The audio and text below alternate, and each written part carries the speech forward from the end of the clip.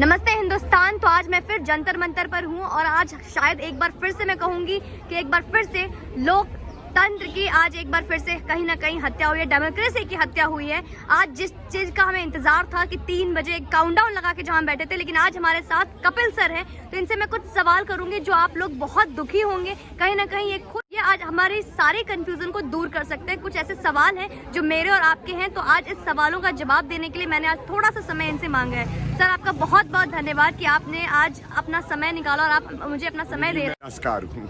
Okay, तो sir मैं आपसे पहला सवाल पूछना चाहूँगी कि आज जैसे हम सभी को इंतज़ार था कि 3 बजे आज हमारे शेर अर्नब गोस्वामी आज हमारे बीच होंगे, कहीं 7 बजे शाम को जो पूछता है भारत हम सुनते थे, आज हम कहीं ना कहीं लाइव सुनेंगे, लेकिन फिर वो एक उम्मीद टूट सी गई है हमारी। तो इस पर आप क्या कहेंगे सर?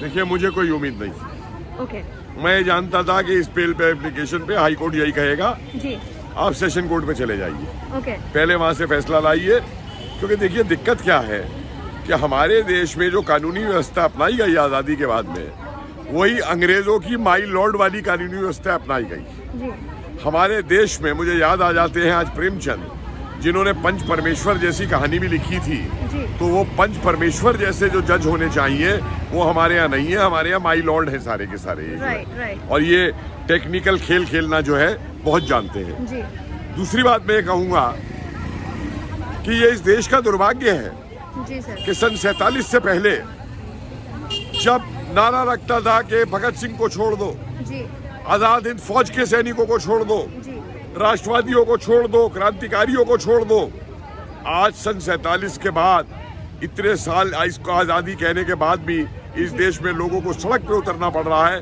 कि एक राष्ट्रवादी को छोड़ दो। जी सर, क्या राष्ट्रवाद कहना गुनाह है इस देश के अंदर?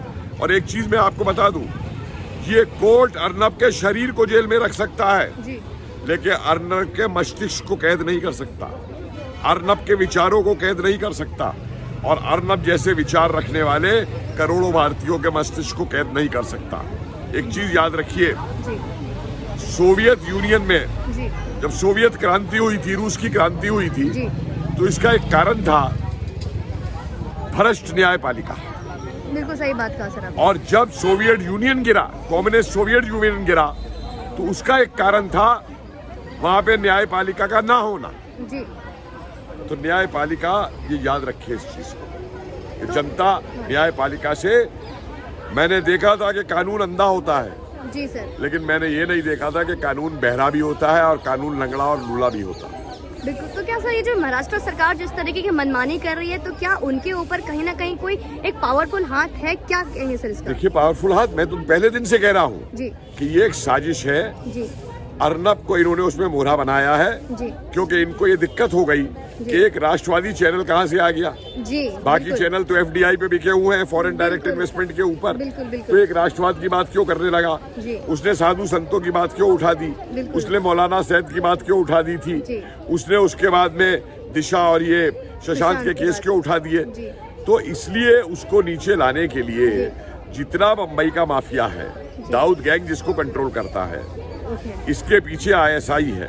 वो नवाब कैसे कहता है कि अर्नब तो गया, एक मंत्री ये कहता है। आप देखिए इस देश के अंदर ये प्रजातंत्र है कि एक मंत्री कहता है कि हमने तो अर्नब को ठोक दिया जी, लेकर के, और वो दूसरे वो अबू आजिम और ये क्या बकवास करते रहते हैं वहाँ पे मुंबई के अंदर। बॉलीवुड ये करते हैं। क्या है बॉलीवुड? एक एब्स्ट्रैक्ट आइडिया है। किसका पैसा लगता है बॉलीवुड के अंदर? क्या सरकारें जानती नहीं है कि इसके अंदर स्मगलरों का कितना पैसा है, दुबई से कितना पैसा लगता है? क्या मुंबई की पुलिस जानती नहीं थी कि किस तरीके से ड्रग्स के इस्तेमाल होते हैं वहाँ पे? और ये कोई भी काम जो है बिना राजनीतिक पैटर्नेज के नहीं चलते। सर आपने बॉलीवुड की जैसे बात उठाई है, तो आज है 9 तारीख को, आज शाम 7 बजे आज लक्ष्मी मूवी अक्षय कुमार की रिलीज हो रही है और ट्रेंडिंग चल रहा है कि आज लक्ष्मी स्ट्रीमिंग टुडे। तो इसके लिए क्या मैसेज देंगे सर आप? देखिए, मैंने जब ये पद्मावत वाला इशू हुआ था, जी, ये नाम मेरा चेंज कराया हुआ था।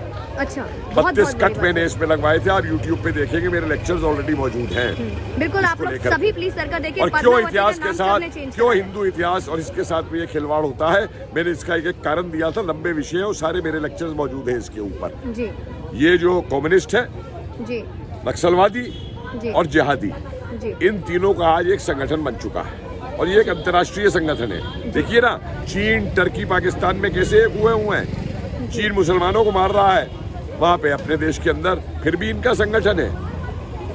तो ये एक बड़ी साजिश है, ये देश के खिलाफ साजिश है।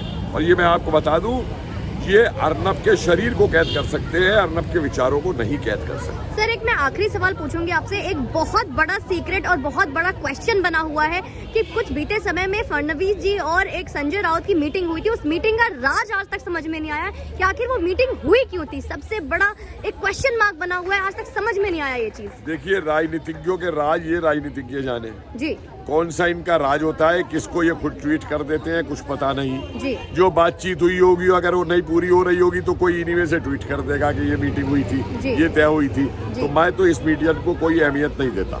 मेरे लिए आज अहमियत, क्या ये समझौता कहीं अर्नब के लिए तो नहीं था? देखिए, मेरा नहीं, अर्नब के लिए इतनी हिम्मत नहीं है इनमें। मेरा ये मानना है, मेरा कंसर्न इस समय ये है, एक राष्ट्रवादी जेल के अंदर बंद है, बिल्कुल राष्ट्रवाद जेल के अंदर बंद है, बिल्कुल उसे बाहर आना चाहिए। और ये मेरी एक चेतावनी है कि अगर राष्ट्रवाद को इन्होंने कैद करने की कोशिश की इस देश के अंदर, तो ये सन 47 नहीं है जो देश इसका बंटवारा भुगत लेगा। आज का युवक, आप सब आगे खड़े हुए हैं और इसका जवाब बहुत सख्ती से दिया जाएगा। अगर उधम सिंह जलियांवाला बाग का जवाब इतने साल बाद दे सकता है, अगर मदन लाल ढींगरा जवाब दे सकता है, अगर आजाद हिंद सैनिक इस देश की लड़ाई के लिए लड़ सकता है नेताजी के साथ, तो इस देश का युवा जो है उनसे आगे बढ़ करके लड़ेगा, उनसे पीछे नहीं लड़ेगा। तो सर क्या अर्नब की दिवाली, हमारे शेर की दिवाली क्या जेल में जाएगी सर? देखिए, ये एक ऐसा संघर्ष है जिसमें बड़ी बड़ी कुर्बानियां देनी पड़ती है। बिल्कुल। तो क्या वो सेफ है? नेताजी की दुर्गा पूजा, कितनी दुर्गा पूजा उनकी जेल में बीती थी।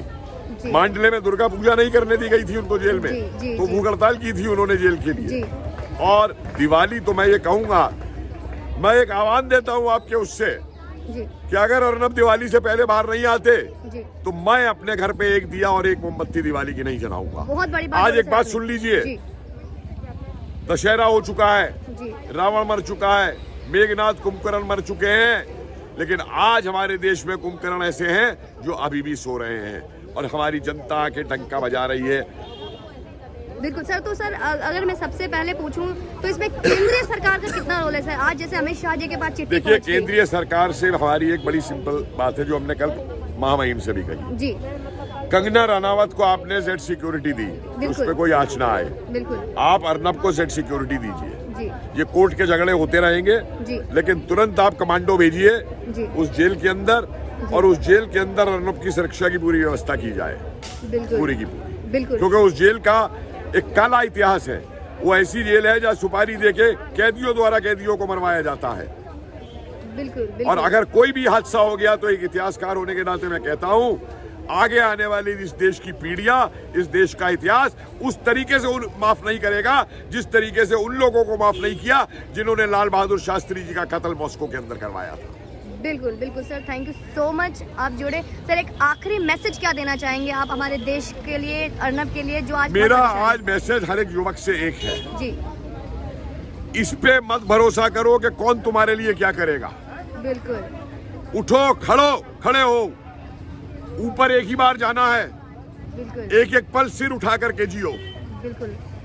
जिंदा रहो एक दिन मरने के लिए, ला के अपने आप को मारो रोज जिंदा रहने के लिए।